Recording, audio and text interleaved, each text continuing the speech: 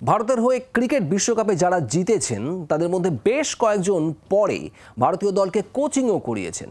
এবার সেই তালিকায় যুক্ত হয়েছে গৌতম গম্ভীরের নাম। অন্যরা কারা চলুন দেখে নিই। একদিনে ক্রিকেটে বিশ্বজয়ী ভারতীয় দলের প্রতিনিধিত্ব করেছেন এরকম ক্রিকেটারের সংখ্যা খুবই কম। ভারতের হয়ে আন্তর্জাতিক ক্রিকেট খেলেছেন বহু ক্রিকেটার, কিন্তু তার মধ্যে খুব অল্প সংখ্যক ক্রিকেটারই ভারতের হয়ে বিশ্বকাপ জিতেছেন। 1983 এবং 2011 সালে ক্রিকেট বিশ্বকাপ জেতে ভারত। এই দুই বিশ্বজয়ী দলের 5 ক্রিকেটার পরবর্তীকালে ভারতীয় দলের কোচ হয়েছেন। সদ্য ভারতীয় দলের কোচের দায়িত্ব পেয়েছেন 2011 সালে বিশ্বকাপ জেতা ভারতীয় দলের অন্যতম সদস্য গৌতম গম্ভীর। অন্যরা কারা চলুন দেখে নেওয়া যাক। 1996 সালে ভারতীয় দলের কোচ হন সন্দীপ পাতিল। 1996 থেকে 1997 সাল পর্যন্ত ভারতীয় দলের কোচ ছিলেন মদন লাল। 1999 সাল থেকে 2000 সাল পর্যন্ত টিম ইন্ডিয়াকে কোচিং করিয়েছেন কপিল দেব।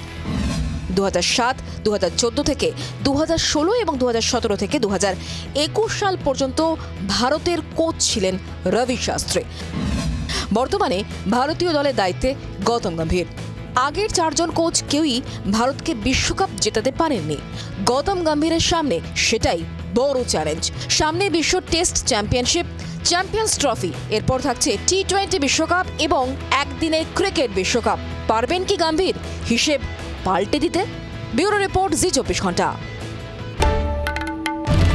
বাংলার আওয়াজ, বাঙালির আবেগ, জি 24 ঘন্টা।